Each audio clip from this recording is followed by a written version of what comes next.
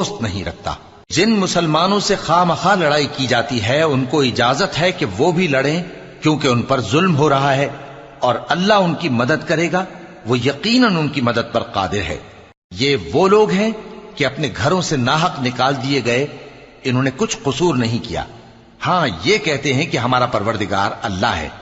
اور اگر اللہ لوگوں کو ایک دوسرے سے نہ ہٹاتا رہتا تو خانقاہیں اور گرجے اور یہودیوں کے عبادت خانے اور مسلمانوں کی مسجدیں جن میں اللہ کا کثرت سے ذکر کیا جاتا ہے گرائی جا چکی ہوتی۔ اور جو شخص اللہ کی مدد کرتا ہے اللہ اس کی ضرور مدد کرتا ہے، بے شک اللہ توانا ہے، غالب ہے۔ یہ وہ لوگ ہیں کہ اگر ہم ان کو ملک میں حکومت دے دیں تو نماز قائم کریں اور زکوٰۃ ادا کریں اور نیک کام کرنے کا حکم دیں اور برے کاموں سے منع کریں، اور سب کاموں کا انجام اللہ ہی کے اختیار میں ہے۔